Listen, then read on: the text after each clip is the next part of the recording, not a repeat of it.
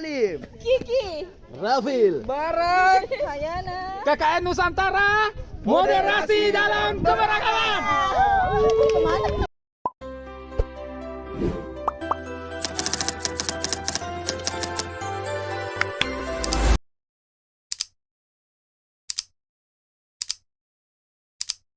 Merayakan perbedaan di atas altar kemanusiaan, sebuah refleksi personal.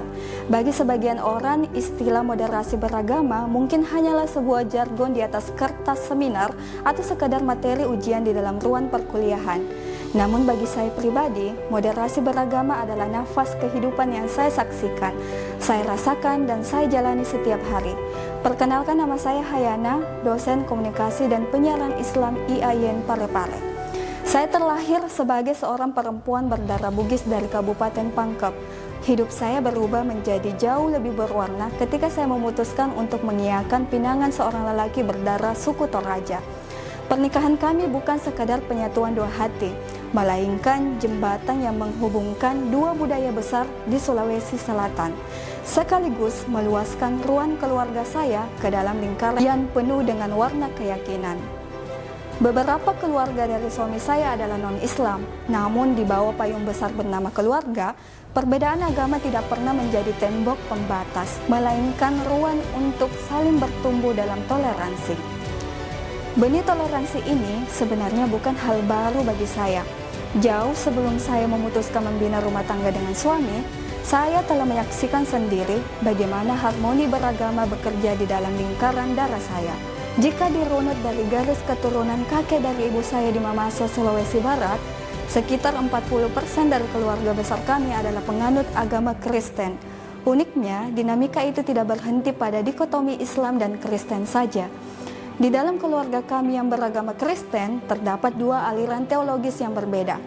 Kristen mainstream seperti Protestan atau Katolik pada umumnya, dan Kristen Yudais atau Mesianik, sebuah denominasi yang memelihara akar tradisi Ibrani, di mana mereka memiliki cara pandang yang sangat berbeda dalam menafsirkan hukum Taurat Lama serta hakikat tentang Yesus atau Isa Al-Masih. Sementara itu, di sisi keluarga saya yang Muslim di Pangkep, potretnya tidak kalah dinamis. Kami pun terbagi dua, ada yang mengamalkan tradisi keagamaan Nahdlatul Ulama atau NU, dan ada pula yang aktif di Muhammadiyah. Ruang hidup saya adalah sebuah ruang diorama keberagaman Indonesia yang mini namun nyata. Lalu bagaimana semua perbedaan teologis dan budaya yang rumit ini berjalan dalam kehidupan sehari-hari? Jawabannya ada pada contoh-contoh sederhana namun mendalam yang kami praktikkan. Contoh pertama adalah toleransi di atas meja makan. Ketika keluarga besar suami saya di Toraja mengundang kami berkunjung, hal pertama yang mereka lakukan adalah memastikan urusan dapur. Mereka akan membeli peralatan masak yang baru atau memisahkan perkakas masak secara khusus demi memastikan makanan yang dihidangkan untuk saya dan keluarga muslim saya adalah 100% halal. Mereka tidak menganggap repot, mereka melakukannya dengan ketulusan yang luar biasa. Sebaliknya, saat mereka berkunjung ke Pangkep, kami menyambut mereka dengan penghormatan yang sama, tanpa ada rasa canggung. Contoh kedua adalah indahnya saling menjaga saat hari raya. Saat Idul Fitri tiba, ruang tamu kami ramai dikunjungi keluarga non-Islam yang datang untuk mengucapkan selamat dan ikut menikmati burasa serta coto bersama kami. Dan ketika Natal tiba, atau saat keluarga Kristen Mesianik merayakan hari besar, mereka dengan tradisi yang unik, kami hadir untuk memberikan pelukan hangat penyejuk hati, tanpa sedikit pun mencampur adukkan akidah dan ibadah masing-masing.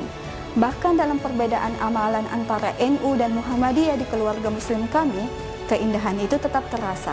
Saat Ramadan, perbedaan jumlah rakaat tarawih atau penentuan awal bulan tidak pernah memicu perdebatan. Kami saling menghargai pilihan ijtihad masing-masing. Di dalam keluarga kami, perbedaan tafsir hukum diletakkan pada porsinya sebagai khazanah berpikir, bukan pemantik konflik. Sebagai seorang akademisi di bidang komunikasi, saya melihat bahwa kunci sukses dari moderasi beragama di dalam keluarga kami terletak pada komunikasi empatik. Ini adalah model komunikasi yang tidak berusaha mereduksi atau mengubah keyakinan orang lain, melainkan sebuah kesadaran untuk menghargai ruang sakral masing-masing individu.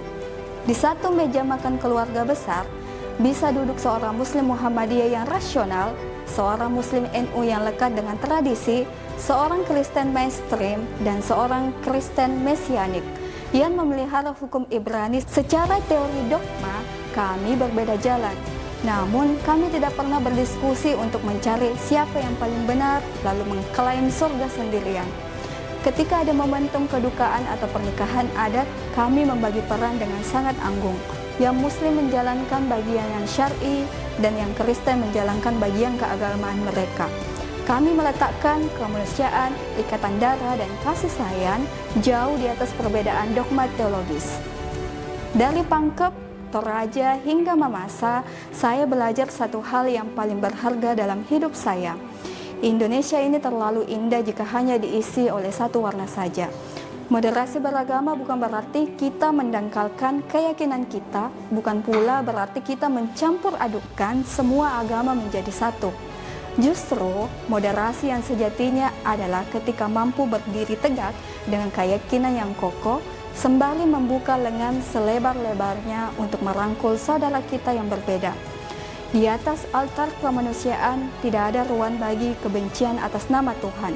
Perbedaan tafsir, dogma, dan ritual biarlah menjadi urusan vertikal antara hamba dan Sang Pencipta. Tugas kita di bumi adalah menjadi rahmat bagi semesta alam, merawat ikatan kasih, menjaga harmoni, dan memastikan bahwa setiap manusia di sekitar kita merasa aman, dihargai, dan dicintai. Saya Hayana dari ruang keluarga kami yang penuh warna, kami menitipkan pesan untuk Indonesia. Mari rayakan perbedaan, karena dalam keberagaman itulah kita menemukan wajah Indonesia yang sesungguhnya. Sadan Paranuan, salama kita pada asalama. Wassalamualaikum warahmatullahi wabarakatuh.